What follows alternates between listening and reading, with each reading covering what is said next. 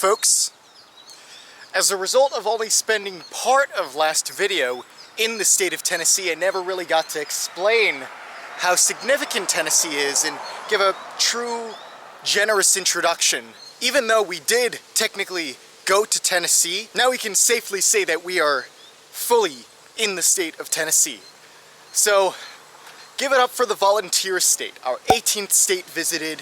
Tennessee is a very interesting state because it combines many different smaller cultures of the South all together in one agglomeration of a state. You have eastern Tennessee, where we are on our Appalachian adventure, which we're basically spending all of our time in Tennessee, and this is the most Appalachian culturally of the three parts of Tennessee. This is where you have all these striking, stark mountainscapes. And then you go a little more westerly, and you find yourself in central Tennessee. And it's a bit hilly, but that's where you get that quintessential southern charm of Tennessee. That's where Nashville is located. So then you go to the westernmost part of Tennessee, and that's western Tennessee, of course. That's where you find the city of Memphis. And over there it's very flat. It's a very farmland type of culture there. That's where the blues developed. So now the question is, where are we in the whole grand scheme of Tennessee?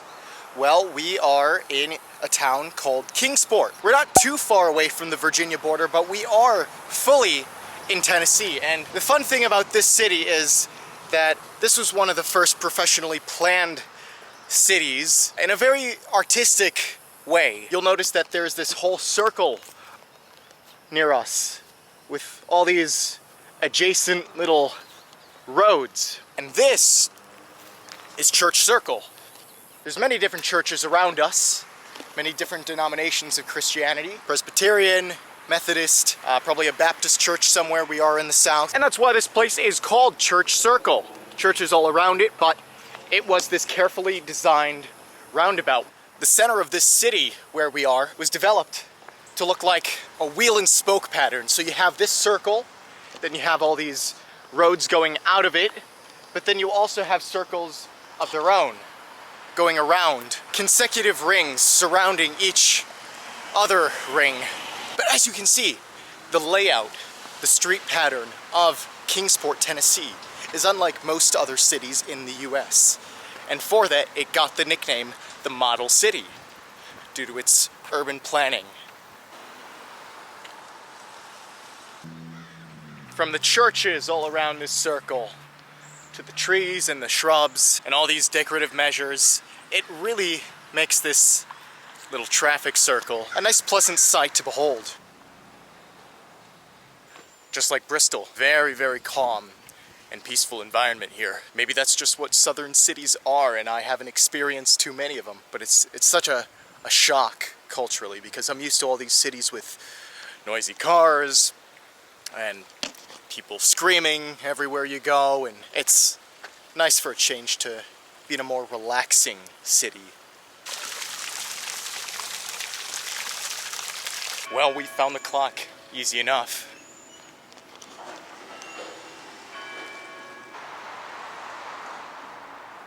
The folks who originally designed this city seem to have a lot going for them. Of all the cities I've been to, this has definitely been one of the most neatly designed. It's not just a simple grid pattern, so I'm sure the designers were also of the creative mindset too.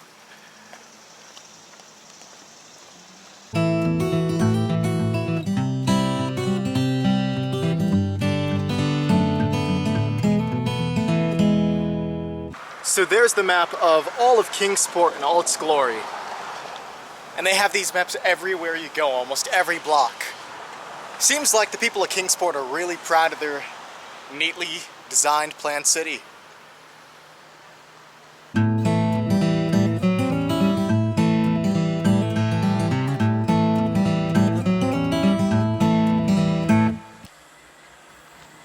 Oh, and of course, where you have a valley in between all these mountains, of course there's going to be a railroad with trains carrying whatever they carry, I guess.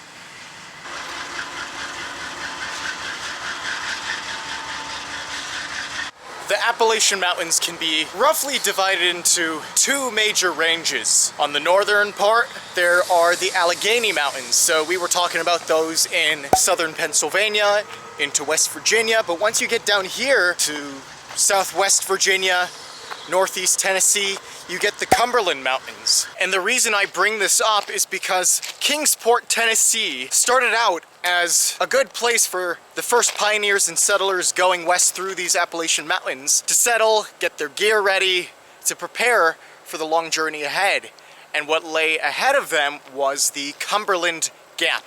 This, like many other small places and passes in between these Appalachian Mountains, provided passageway from the eastern part of the United States to the west. The Cumberland Gap is a very famous example of that. So people here in Kingsport would eventually make their way to the Cumberland Gap near Kentucky and Virginia, right around that place. And that was their passageway to the western part of the country.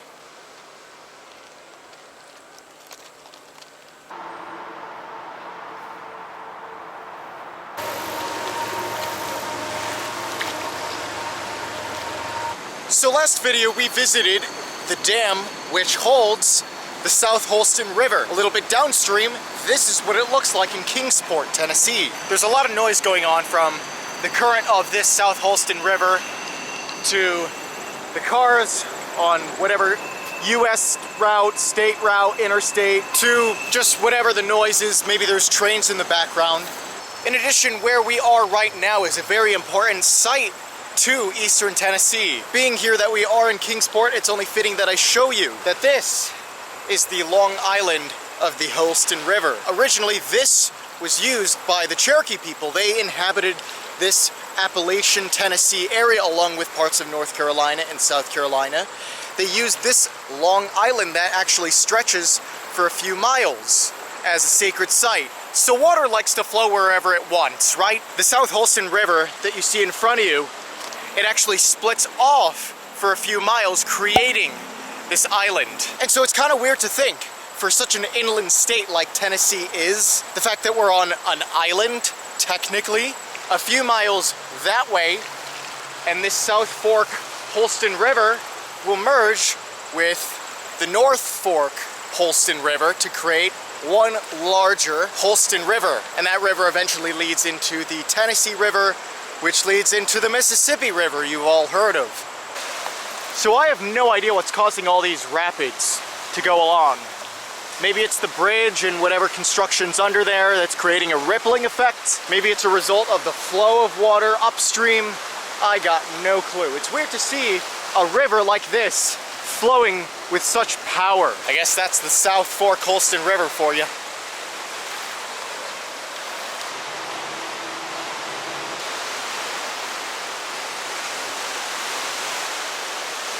While we're here, and since this is our first full day in Tennessee, what do you think when you hear of Tennessee, the state? I mean, I'd be remiss to ignore the fact that Tennessee is almost like the music capital of the US, spawning and being influential in the development of many, many genres that we hear today, like country and blues and even a bit of rock and roll.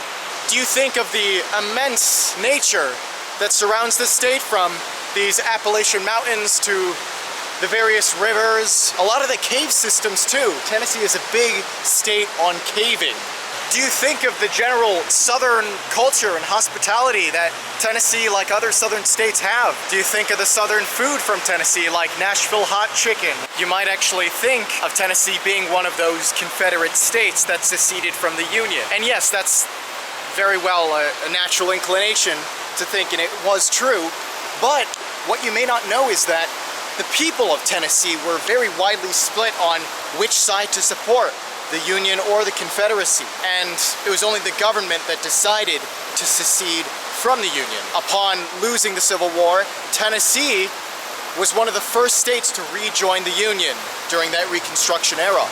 There is so much to unpack with the state of Tennessee, and it's a shame we only get to spend a few days here before going to the next state. But yeah, coming from the South Fork Holston River right here, that's what I know about Tennessee. Well, it's been a great day here in Kingsport, Tennessee, but As the day goes on, I'm finding myself more and more hungry. If only there was a place to go eat something local, maybe someplace that you could really only find here in eastern Tennessee.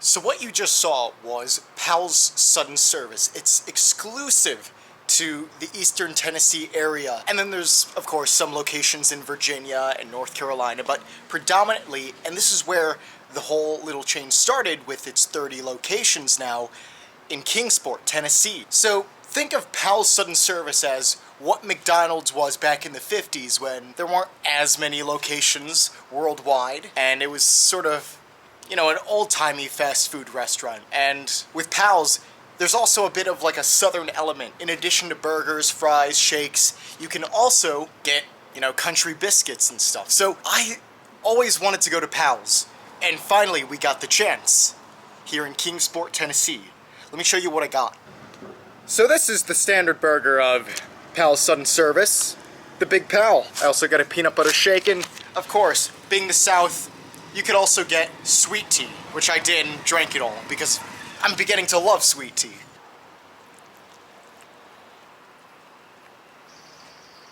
Oh, let me tell you, it is quality. It may not be quality in composition, but it certainly tastes like quality. Better than just some Big Mac.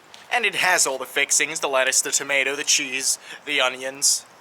It's a quality burger. So I guess we can add the Big Powell of Powell's Sudden Service to our growing list of places we've tried a burger. I swear, the burger, if you're gonna find a food that represents America, it's the cheeseburger. It's the, I mean, what else is there? So if we can ultimately compile a long list of all these places which makes their own versions of burgers, oh, that would be great for the coverage project, I think.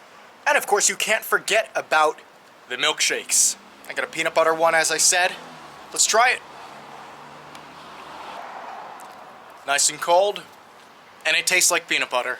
I guess a Powell's shake is thick enough not to melt immediately, but it's also not thick that it's hard to, you know, what do you call it? Do you drink a milkshake? Yeah.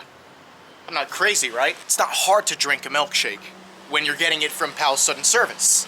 Yeah, what is more American than a burger and a shake? Let me ask you that. Well, I gotta finish the rest of my meal from Powell's, so I'll just leave it at that. What a fun day we had here in Kingsport, Tennessee. We'll be back in Tennessee, but I'm gonna take a little bit of a detour to another place. So I'll keep it at that for the future. There's still a lot more to come from the Appalachian adventure. Well, with a shake in my hand and a burger that's oh so grand here in Kingsport, Tennessee, more travels to come. I will see you at the next location.